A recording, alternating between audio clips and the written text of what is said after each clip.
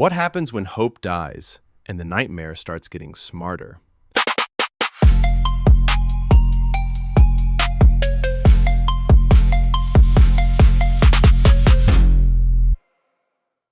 That's exactly where From Season 4, Episode 2 begins.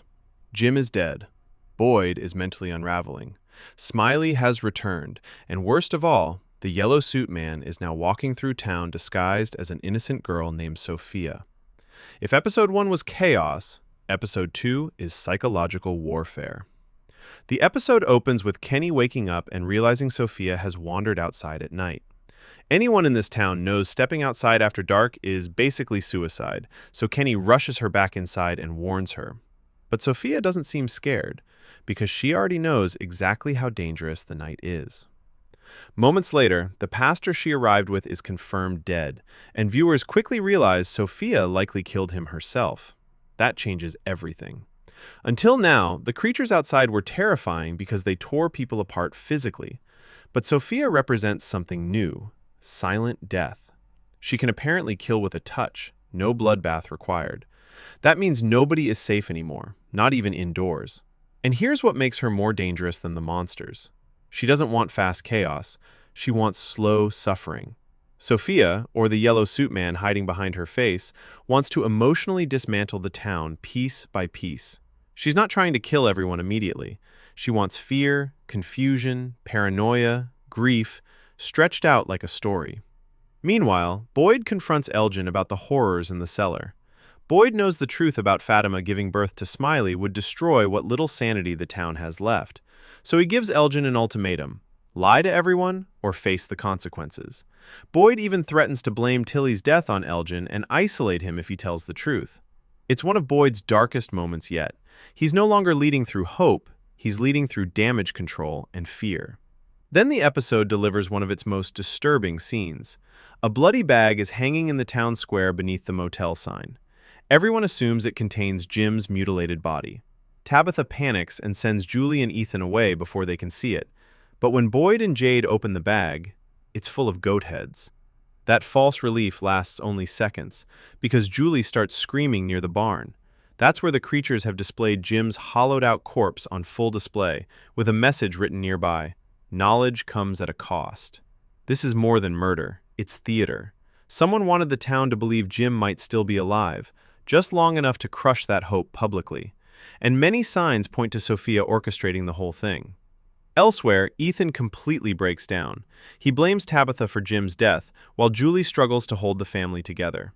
With Tabitha grieving and Ethan spiraling, Julie may be the only Matthews family member still functioning. Boyd and Jade then move Jim's body to the church, where Jade presents one of the biggest theories in the series so far.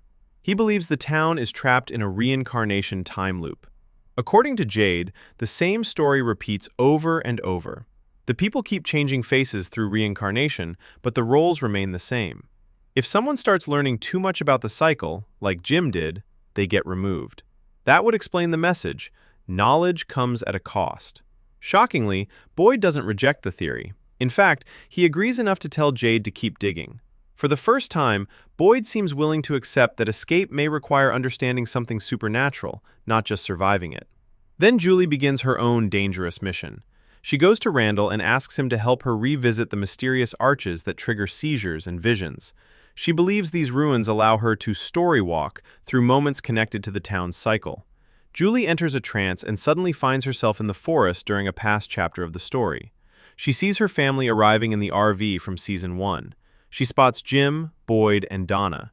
She tries to warn Jim about what's coming, but before she can reach him, one of the creatures grabs her, and Randall yanks her back into reality. That scene changes everything.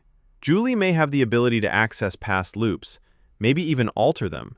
If true, she could become the most important person in town. Back in the present, Jade makes a terrible mistake.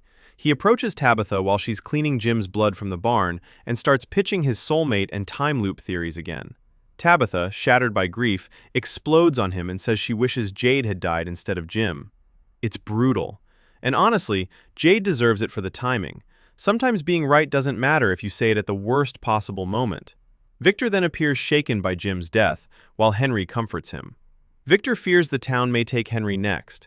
That subtle moment hints Victor believes Jim and Henry may be connected through the reincarnation cycle. Then another crisis hits. Acosta steals the ambulance and tries to drive out of town. Christy jumps in to stop her from getting killed, while Boyd, Kenny, Donna, and Marielle race after them. Boyd uses spike strips to end the escape attempt and arrests Acosta on the spot. That moment matters because people are reaching their limit. They're no longer asking permission to survive, they're acting recklessly out of desperation. But the biggest mystery comes at the end. Tabitha returns home and realizes Ethan is missing. She finds him near the RV where the family first arrived, and sitting there is Jim. Not a ghostly shadow, not a vision. Jim appears fully real. Ethan hugs him, and Jim hugs him back. Jim tells Ethan life is about to get harder, and he needs to step up for Tabitha and Julie. Then he gives him one mission: find the Lake of Tears. Before Ethan can ask more, Tabitha calls out. Ethan turns away for 1 second, and when he looks back, Jim is gone. Tabitha assumes grief made Ethan imagine it, but viewers know better. The town just gave them a new clue. What is the Lake of Tears? A portal? A hidden location? The center of the loop itself? Whatever it is, Jim believes it matters even in death. Episode 2 doesn't just deepen the mystery, it proves the town is evolving. The monsters now use symbolism, the enemy walks among them, and the dead may still be giving directions.